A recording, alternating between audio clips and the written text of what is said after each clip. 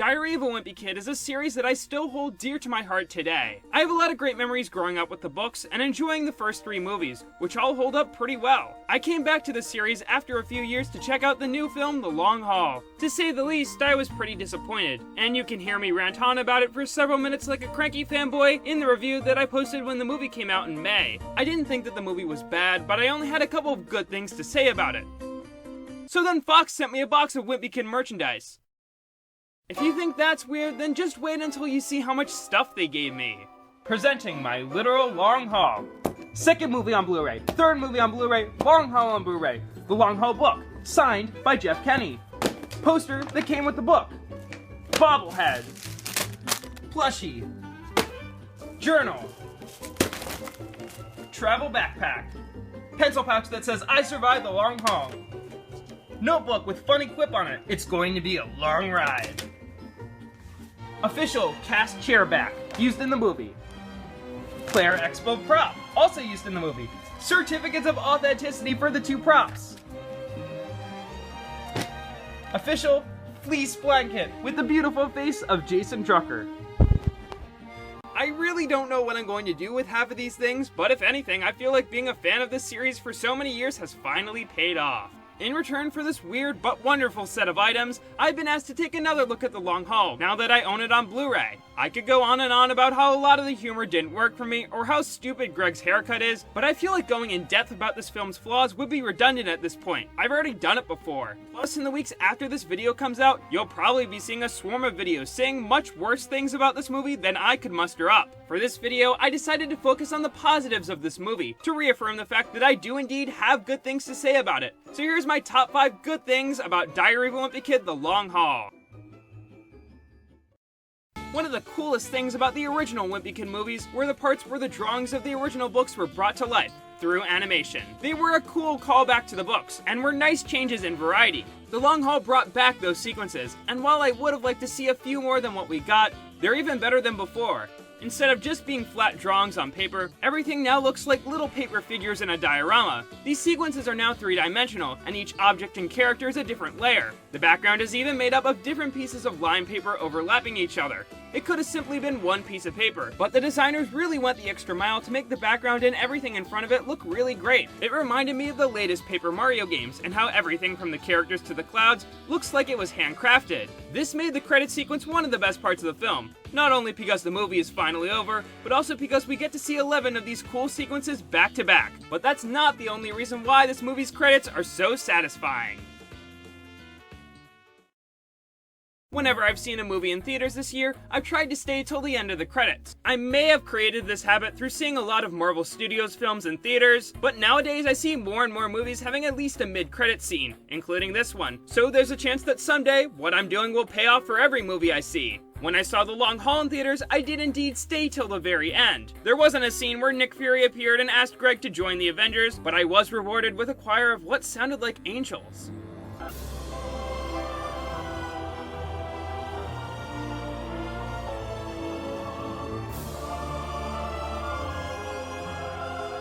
I'm glad that even the movie itself acknowledged how massive of a feat it was to watch the movie all the way through, and is kind enough to give the viewer sort of a pat on the back for staying till the very end. Whether this was an intentional choice or not, I still appreciate it. It shouldn't really be a shock that even in the books, Manny Heffley is kind of a useless character. He's played a small role in some moments, but has never really added anything to any of the series' plots. Manny isn't super annoying, and there are so many characters like him in fiction that I can kind of look past how little he really adds to the series.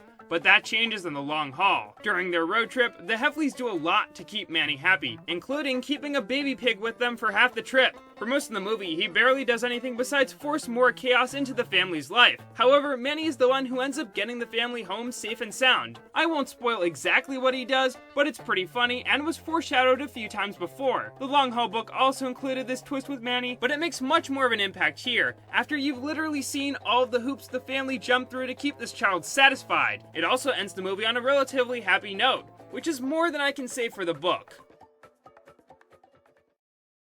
strictly as an adaptation, this movie is pretty good. The plot is mainly the same as the book, with some stuff only being cut for time and some stuff being added to strengthen the plot and characters. Say what you will about the subplot at the gaming expo, but it does cause friction between the Heffleys that is more personal than anything that's happened before on their road trip. Susan completely gives up trying to keep her kids under control and briefly accepts that she can no longer do anything to help them anymore. It's much more simple than what I'm describing, but it at least attempts to make the story more than just a wacky family road trip. Also, the decision for the road trip to be towards Meemaw's house gives the film stakes, even if it's pretty obvious that the family will make it since it's a kid's film. Additionally, a lot of the long haul shortcomings come from it being so faithful to the book. A common complaint that I've seen hurled at this movie is that it gets rid of the relatable charm found in the rest of the series and instead is more of a cartoon. But the same can be said about the book. Heck, moments of it even go farther than the film did with how the limits of reality are stretched. Granted, the movie did have the opportunity to fix these problems, but that would have required changing fundamental parts of the story. All that I'm trying to say is that the film inherits a lot of the flaws from the original book, and that a lot of blame for the lazy and unnecessary plot points shouldn't be completely put on the makers of the film. In retrospect, they could have also chosen a better movie to adapt, but outside of Cabin Fever, almost every book they could have chosen would have included the same locations and characters we've already seen in the movies. And I think that leads into my final point.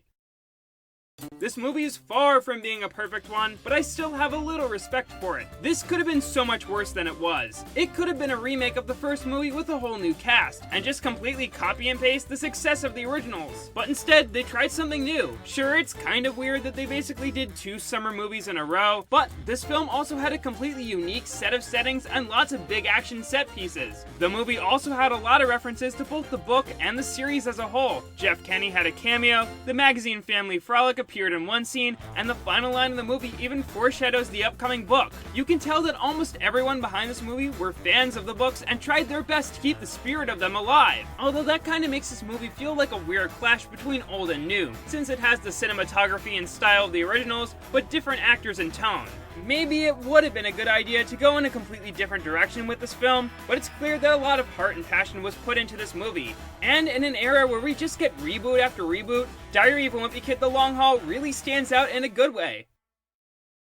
And those are 5 good things about The Long Haul. Shout out to the Simpsons reference that appears completely out of nowhere and has no purpose in the film, as well as Mr. Beardo, a man who stopped at nothing to murder Greg and screw over his family. This beautiful, determined man would have topped the list, if I had not already mentioned him in my original review. The only question that remains is, should you watch this movie? I say yes, if you have the right group of people who have seen the previous movies and have kind of an ironic sense of humor, then I would give it a shot. Also, because the meme potential here is just too good to pass up. While you could download the movie through iTunes or Google Play, I recommend you get the Blu-ray release. It's got a wide variety of bonus features that explain how they shot certain parts of the movie, as well as a pretty detailed documentary on the creation and success of the Wimpy Kid franchise. Here's a clip. When I wrote Diary of a Wimpy Kid, I wasn't thinking of kids at all. I was thinking of people like my dad and people like myself who loved comics. And so it was a huge surprise to me when my publisher said, you know what, we think you've actually written a children's book. Well, that clip definitely makes me want to go out and buy 10 of those Blu-ray sets. Thanks for the clip, Fox.